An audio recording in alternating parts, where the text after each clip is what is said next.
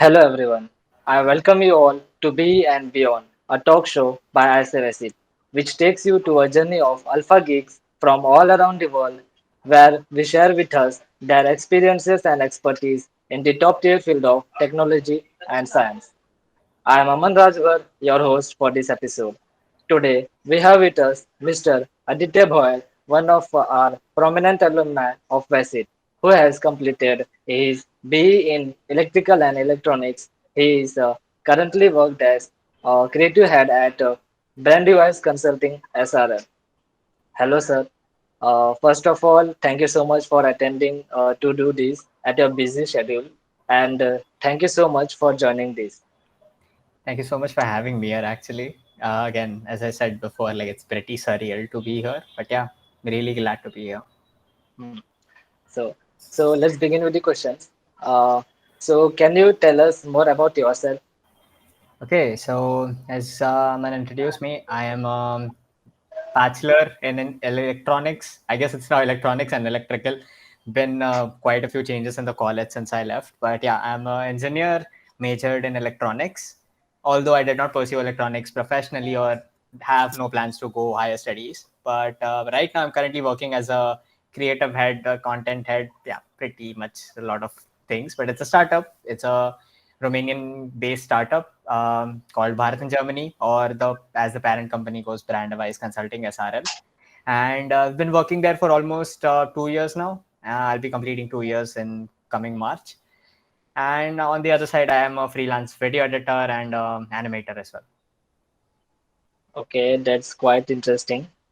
So, what were the vital elements in the development of your career as a designer? But I guess it's first like I came as opposed to the familiar belief.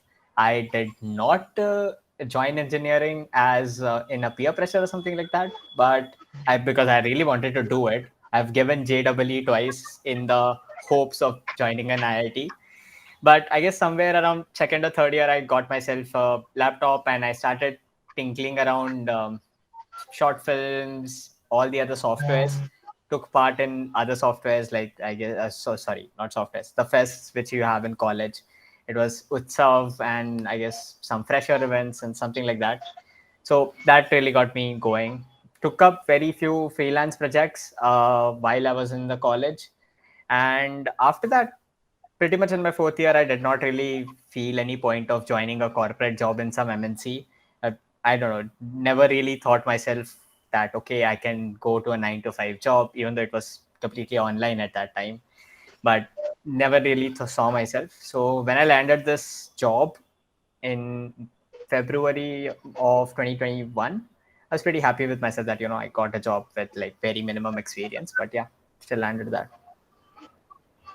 So, many less people can do this, like from changing your branch into another domain. So, let's move on to the next question. Uh, Sometimes it seems like every designer has a stunning online portfolio, and introducing social media pages. So, could you give some tips for those who wish to pursue designing as a career and not unknowingly disappearing into the already saturated crowd? Uh, and not as well as tips. Like even at this point, I don't like really have a well-defined portfolio, if that's what the proper definition is. But to anyone who is trying to do this, I feel you should just start out. I guess that's the first step. If you do not start out and if you don't take that first step, you never figure it out. Portfolio for me, when I was in my college, I did not really have the time or the money to invest in like some portfolio website, and even the free ones I didn't really make sense. So what I used to do was I just put it everything into a drive folder. At that time, I guess there's just some rule now that Visit does not allow unlimited storage, but yeah, at that time we had like unlimited storage on drive, so I used that a lot. I put everything which I did for like college fests or it's a freelance projects. I compiled everything into like some specific folders, and I used to send that link. Of course, it does not look very professional, but hey, if you're starting out, if you have minimum experience, that actually does the trick for many people out there. Yeah, this will help to our audience. Uh, so, moving to next question. What brands do you most admire, and how do they influence the work? I don't have like any like very famous brands or something like that, if that's what you're asking. But I do take inspiration not just from brands, but mostly like things which I see. Maybe it's like a very simple brand like Zomato or Swiggy, or even it's a fintech like Cred or something like that. I just see what they are doing, what are they pursuing in their designs in their videos or something like that. I am not formally taught in designing field, so I don't know like the proper pipeline. But I just see that and it's like, hey, I can recreate that. So I I guess as I said, Zomato, Swiggy, or even like the most cliche brands like Nike, Adidas, more towards like a side where it tells a story. It tells a story which is compelling enough so that it stays in your mind. And yeah, that's how they influence my work. I just try to recreate it. People call it copying most of the times, but the more you try to recreate, the more you learn. Then eventually you figure out your own stuff. Yeah, sure. So, how much is the average salary a fresher can expect in this field as compared to an engineer? So again, it is a very wide range. And as I said, it really depends on your experience, no matter how small or insignificant you think your experience is. Even if you have done like some work, uh, for your college fests, or some small companies here and there, a lot of people do like this pro bono work, which is you just make something for a brand. They haven't asked you or they aren't paying you to do that, but you do something. You just thought of an idea and do something. For me, I started part time and then I moved to full time, because when I started my job, I was still in my college. I was still doing my exams, practicals, my B project, all that stuff. But if you want to talk about numbers, if you're doing freelance, you can expect like something around, it's not per month again. It really is not per month again. If you're doing freelance, it's just like how many projects you get. Once I did a project, I'm not going to take any names here. I can talk numbers, but I can't take names. But if I'm doing a project for this one particular company and it is taking, let's say, 2 days to complete everything, 2 days is quite a short, still a medium amount of time. You can expect something around like 2 to 3K. But again, it depends what kind of work are you doing. Are you just editing a vlog for someone? Are you making an motion graphics animation or a short film? So things are pretty diverse, and it depends on what field do you want to pursue. Do you want to go into filmmaking or short films, or do you want to do advertisements, commercials and everything? Or do you want to go towards the side of vlogs and everything? Everyone has demands, because everyone wants to get on YouTube and they are searching for video editors, animators.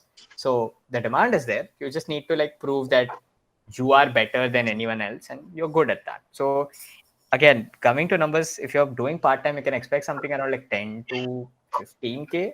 I guess that's a very optimistic range. I am, don't at me with these numbers, but if you are going full time, I guess you can expect something around like 25 to 40K, and it can exceed. Okay, it can exceed. Let's say if you're doing some pretty heavy work, it will exceed. You will get raises if you're working full time as a salaried employee. Or if you're working freelance, the more experience you generate, you can charge people more.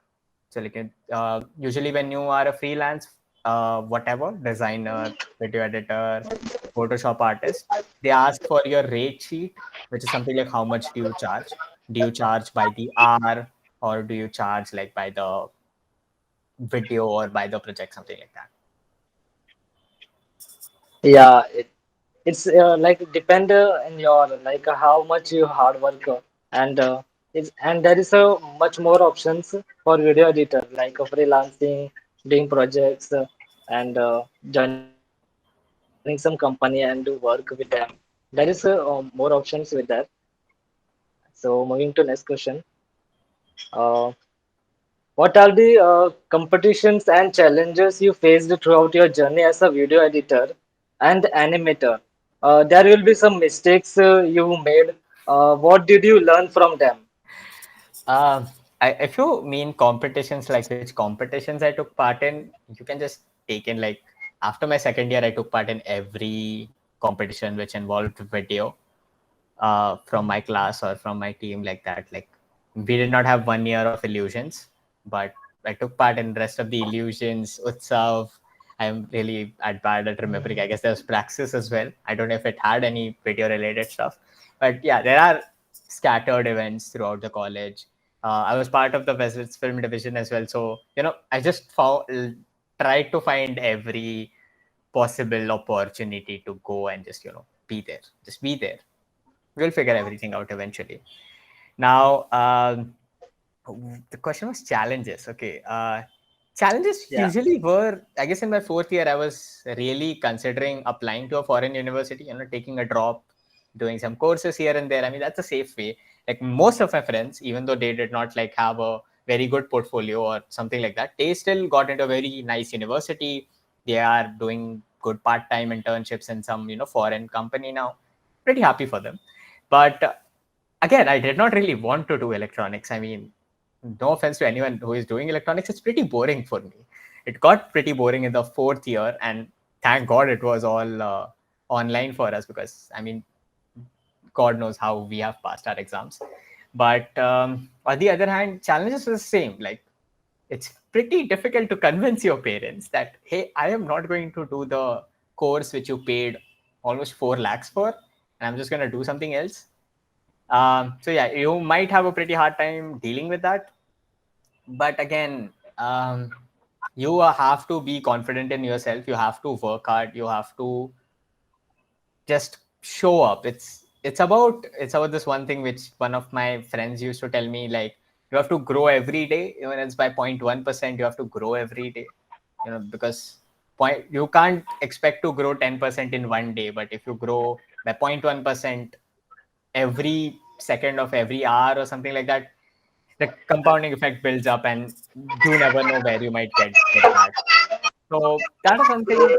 And mistakes I made were pretty simple. Like sometimes I did projects which did not really pay, or sometimes I take too much time to figure one thing out of the project, and the other thing dies out. Procrastination is also a very big part because sometimes you feel like, oh, I'll do it. It's exactly like how you guys treat assignments, by the way. Like, I'll do it the very last day. Who's going to someone from the class will help me with this one particular thing. But when you're out there, when you're working alone, no one's going to help you. So there are mistakes. Sometimes I was like, not chosen for this one particular project. Someone else got chosen. You will feel bad, like, what, I'm really sorry.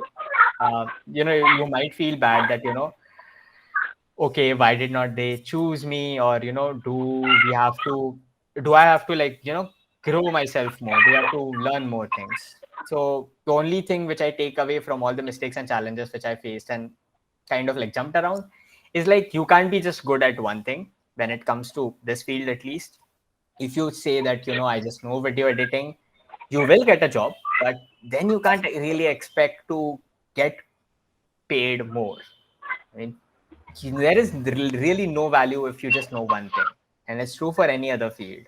If you just say that I know this one particular code language, or I just know this one particular skill, no one's going to come for you, because there are hundreds outside who know multiple things, even though if it's not related to that field. So that's when I figured out that I need to know something more than video editing. I just need to do animations. I need to do graphic designing. I need to get myself into storytelling, script writing. So I just tried to pick everything which I could find, so that, I'm in a safe place. Yeah. So this will help to our audience. So moving to next question. Uh, could you tell us about your experience you faced through your journeys? Okay, this was done. Now, yeah. Huh. So, could you tell us about your experience as a formerly working with one or narrow range of brands while later adapting to a number of different brands and styles? I guess I if you guys are Can thinking I like repeat? I understood the question. No problem with the question, but I guess you guys are pretty much optimistic that I've worked with a lot of brands. It's not true. I have not worked with a lot of brands. Like for the past 2 years, I don't think so. I've worked for a a lot of companies either. But starting out, you need to, I guess, as I said before, like you need to imitate more, because you don't really have an idea. If you're talking about engineering people trying out video editing and stuff, you don't really know, like you don't really know, how can I say this, key, what is designing about, what one client particularly wants video editing about. Video editors, when they come from, yeah, most of them are engineers, by the way, but I know a few friends who are in media, mass media, and studying mass media communication, and these people are quite happy, I would say, because they know the entire workflow. You know what brands need, how do you approach them, and stuff like that. So when you're starting out, I feel my experience was pretty much like, you listen carefully, like what they are telling you, and then you adjust to it. You are not really in the position to ask for more, or to demand more, because I mean, you need them more than they need you. But you slowly build that, and then you get to a point where they need you more than you need them. So it's just a transition between how you grow yourself to a point where you are not replaceable. Most of the people who go into like these mass recruiting companies and stuff like that, even in that case, it's true that you shouldn't be replaceable. If you think like, oh, if you take yourself out of the equation, there might be some other person who can just come and sit in your place and do the exact same work. And if that's true, then you are pretty much replaceable. They can fire you at any time, and you have to fend for yourself. But if you provide good things to the company, if you're bringing in more business, if it's a startup or something like that, if you show them that, hey, I can provide more than what I promised you guys, I can provide more, I can learn more, and I can push ahead more than what you see out there. I guess that was true for me either. Like, I knew I didn't want to be replaceable. So when I guess I got my first big project towards the end of, it was 2020. Yeah, towards the end of 2020, I got my first like big project. It was big in the sense of like quantity itself. I had to put out 40 videos in like 1 month or something like that. It was pretty easy, and that was the first time a client had reached out to me and asked like, hey, you know what, you did this 2 years back, we really were happy with that, so can you do it again? So at that time I felt really like, okay, this might lead somewhere. And it was a confidence boost for my parents as well, because I could show them that I can earn from this. And the amount of money I got that from one project was like almost 1.5 times more than what the starting salary was. I got rejected by a company. I guess it was LTI at that point. I couldn't pass out the HR technical. I forgot, but I guess it was a technical round which I couldn't clear. I cleared the apti, couldn't go through technical. I'm pretty heartbroken because that was the first year that LTI had taken like around 100 students or something like that in our year, and everyone got in. Everyone I knew got in, and I was bummed. Then I got rejected by Accenture, and I was like, okay, this is it for me, I guess. It is some European country and some European university now. But I got the gig, and then I got the job through an Instagram story. So that's pretty surreal, but got the job. Tell us about a design project that you are proud of and walk us through your process. What are the softwares that you mostly and why particularly that software only? One of my favorite projects, I can give you a cliche answer that I haven't worked on it yet, but it's not just one thing I can choose, because right now I create content for one company. I do my own stuff. I create content for my page, and yeah, I do like pretty different stuff. But I can just guide you through the process. I can choose, nitpick things. Just choose anything which you like from my page. Honestly, like just go to Bharat and Germany or go to my page and just choose whatever you like. I guess that everything which I have put out in the past 1 year at least is something like, I've put in a lot of thought of, and hard work too. But driving into the process, softwares which I use, I own a MacBook. So the first thing was I use Final Cut Pro for video editing, and as always I use Adobe suite like Premiere Pro, After Effects, Photoshop, Illustrator for all kinds of things. Um, it might be pretty weird for me to, but I use Canva a lot. I use Canva a lot because I feel it's a good software, pretty good for if you're just starting out as a graphic designer and if you want to create stuff, best software. It has a tons of functions, and if you don't want to go up the learning curve of Photoshop, that's the best thing which you can get. And why particularly those softwares only? Mainly because MacBook does not support Premiere that well, and Premiere is expensive. I tried to pay for it the entire year. It was still very expensive. As a student, I was paying like 1200, and I could only afford because I had a job. And if you don't have a job, it's, and as always, I have a PC, so I have the cracked versions installed. And like everyone else, like legit everyone I know does this. Why Final Cut Pro is because it is fast, it is cheaper, and it's just fast. It's just very easy to quickly edit videos, and all other softwares are just the baseline. They are just the baseline. You need to know them if you want to get in the field. After Effects, Blender is like more like a personal project for me. I love Blender, Unreal Engine, so those are personal projects for me. But rest of the softwares are because I'm familiar with them and I use them a lot. So I have developed like a proper habit to edit quickly. Okay. This will help to our audience shortly. So, moving to the next question. Uh, what's your future plan with video editing? Will you do GFX or high level animation type anything in a future, or what's the scope of that? But once you get into video editing, you have like pretty much a lot of avenues to like explore.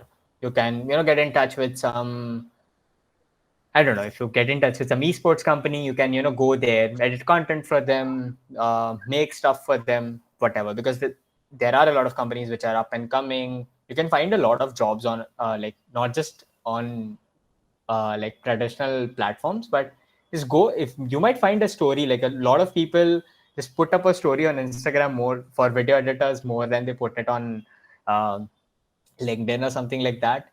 But you can check all the places. If you want a job, you have to be active in like all the places. You have to see like, what job is for that. And what's my plan with future video editing is I'm pretty good at this place. I feel there is a lot more I can do with the current position that I have, and I have plans for that. And will I do VFX or any high level animation in the future? Maybe yes. I want to get into like I want to learn. I always had a this urge to learn how they do proper VFX, how they do proper animations. Like one of the seniors in our college, his name was Suraj Batija. Because he was 1 year senior to me. He's also an engineer. He's also an electronics engineer, by the way.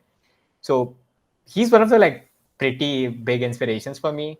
He, on the basis of his experience, he has now applied to a VFX school. He graduated and now he's doing like some pretty good job in a VFX company. So I don't really want to go down that part, but I want to explore those fields. I want to see how it is to create proper big productions, how it goes there, but not at the expense of like just leaving everything and just like blindly going there. I want to research properly and go there.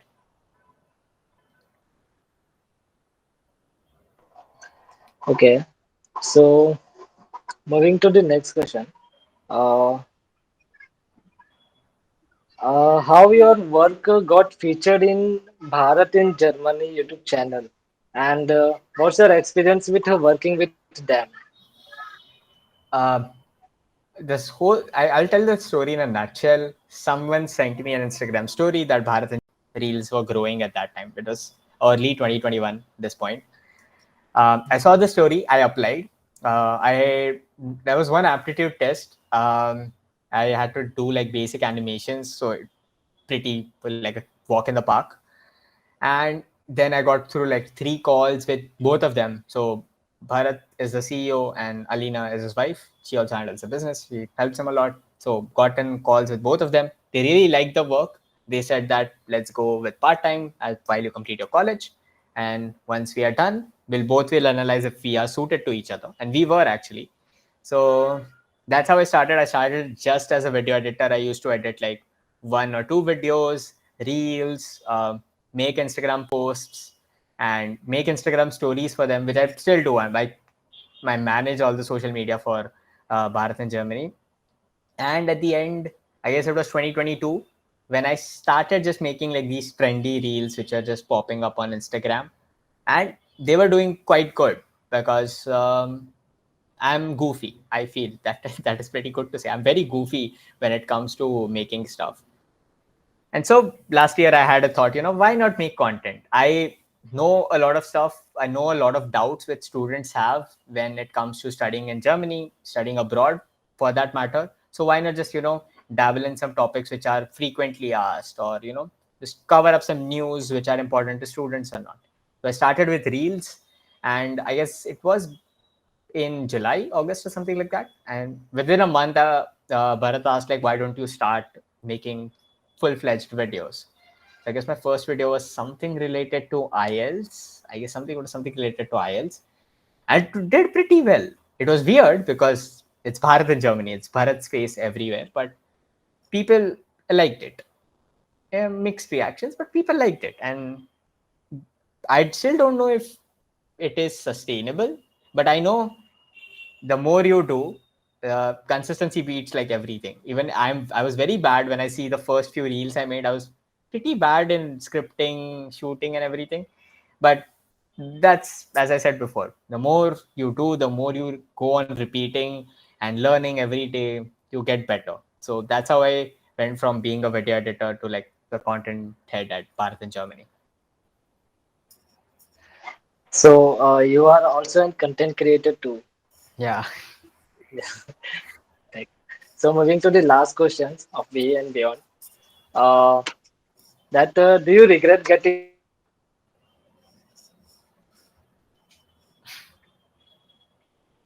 into this line of work? And what would you advise the students who are interested in these type of things, but they don't, as they are afraid? Okay, I'll answer the first question. I feel, do you regret getting into this line of work? I don't. I really don't. Like, it's better. First of all, I don't have to go to an office because my boss does not live here. He travels the world. So he does not live here. I don't have an office. I work from the comfort of my home. It gets lonely sometimes because, I'm always confined in these four walls.